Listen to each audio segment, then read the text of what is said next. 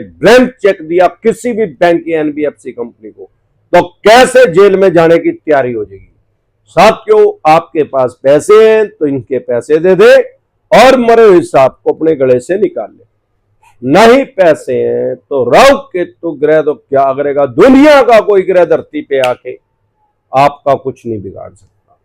और ये चवन्नी छाप, ये तो सौदा ही कुछ नहीं है इनका। यमराज पे बैठा ही अमरदीप कादियानी, इनको तो हरिद्वार तक छोड़ के आऊंगा टाइगरों को। साथियों, सबसे पहले आप एक बात जरूरी सूचना है डिसेंट एडवाइस फैमिली के लिए।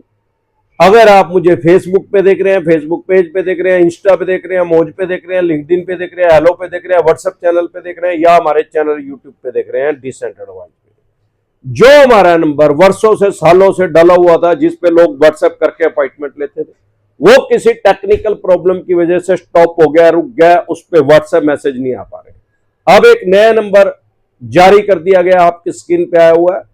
इस नंबर को सेव करके व्हाट्सएप मैसेज करके आप अपॉइंटमेंट ले सकते हैं। अगर आप हमारे से पर्सनल मीटिंग करना चाहते हैं, या टेलीफोनिकली एडवाइस लेना चाहते हैं, या आप अपनी बेल करवाना चाहते हैं, जमानत करवाना चाहते हैं। साथियों, आज हमारे साथ एक क्लाइंट जुड़े इलाहाबाद यूपी से, जिसको आजकल प्रयागराज बोलते हैं, जहां भी कुंभ का आयोजन हुआ था। वो थे खान साहब। खान साहब को उठा के पुलिस चंडीगढ़ ले गई है और चंडीगढ़ उनको जेल में बंद कर दिया गया, बुड़ैल जेल में।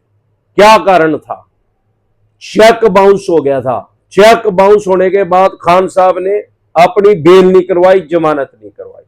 क्यों? क्योंकि अभी रमजान चले हुए हैं। और फिर उनका एनबीडब्ल्यू हो गया, नॉन बेलेबल वारंट इशू हो गया, फिर भी नहीं करा। अब उनको पीओ घोषित कर दिया गया और भगोड़ा घोषित होने के बाद अब उनको पुलिस उठा के ले गई है, चंडीगढ़ पुलिस, और उठा के वहीं से ले गई है इलाहाबाद प्रयागराज से, और वहां पे जाके जज साहब के आगे पेश किया और उनको जेल में बंद कर दिया गया। अब उनको बेल करवानी पड़ेगी, जमानत करवानी पड़ेगी। उनके भाई हैं जो बड़े, उन्होंने आज हमारे से टीम से संपर्क किया, हमारे से टेलीफोनिकली एडवाइस ली। अब हमने उनको एडवोकेट प्रोवाइड करवा दिया।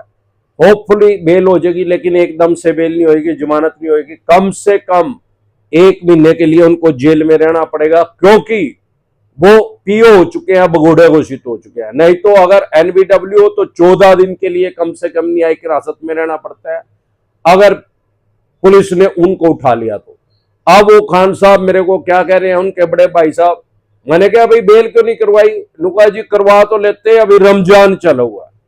अरे भाई, रमजान चला हुआ, चाहे माता रानी का जगराता चला हुआ, माता रानी के भी हिंदुओं में तो वो त्या व्रत, अगर हिंदुओं के व्रत चले हुए हैं माता रानी के, तो जज साहब भी हिंदू हो सकते हैं, वो भी अपनी सीट पे जाके बैठ रहे हैं, हो सकता है उन्होंने व्रत रख रखा हो।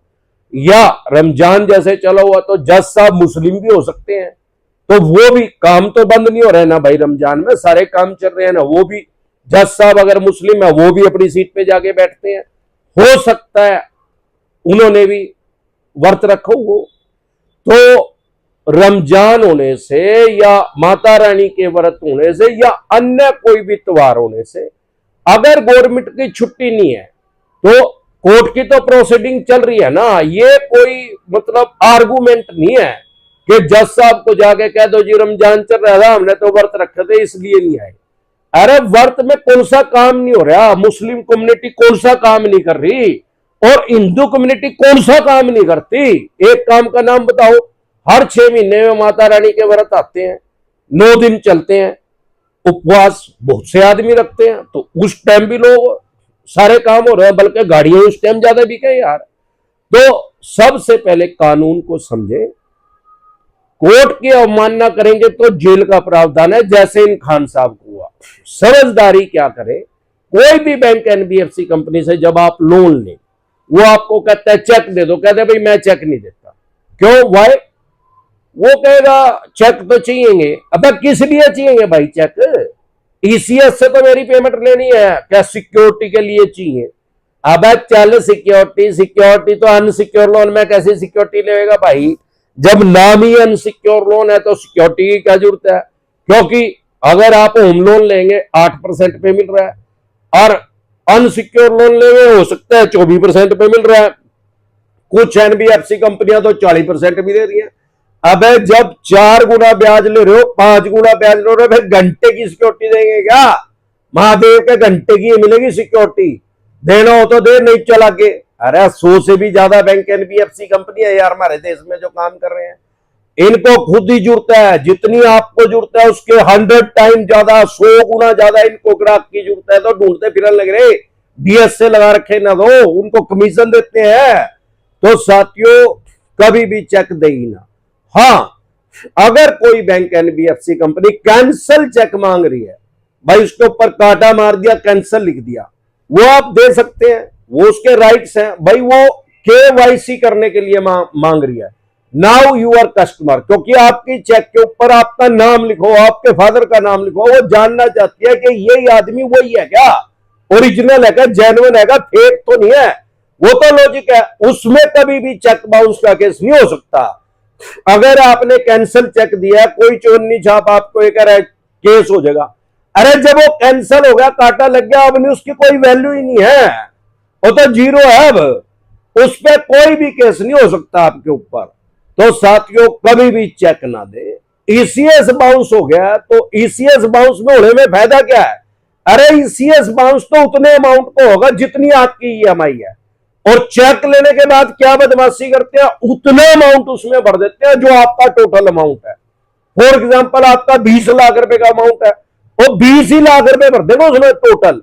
लेकिन अगर ईएमआई होगी, ईएमआई 25,000 है, 20,000 है, तो 20,000 की ईएमआई लगेगी, 20,000 का ईसीएस का केस होएगा, पेमेंट एंड सेटलमेंट एक्ट 2007 के अकॉर्डिंग।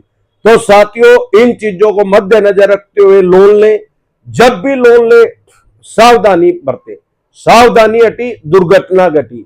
लोगों को ठगने के लिए बहुत से बैंक एनबीएफसी कंपनी के डीएस से बैठे हैं, डायरेक्ट सेल एजेंट, जो लोगों को बरगला रहे हैं, गुमराह कर रहे हैं। मैं आपको 10 लोन दुआ दूंगा, 25 लोन दुआ दूंगा, टोटल बकवास कर रहे हैं, फेक डॉक्यूमेंट्स देके। अगर आप लोन लोगे तो फोर्जरी है, ठगी। जो पहले 420 लगती थी, अब सारा कानून खत्म हो गया, ब्रिटिश काल का आईपीसी और सीआरपीसी सब खत्म हो गए। नया कानून आ गया, बीएनएस और बीएनएसएस।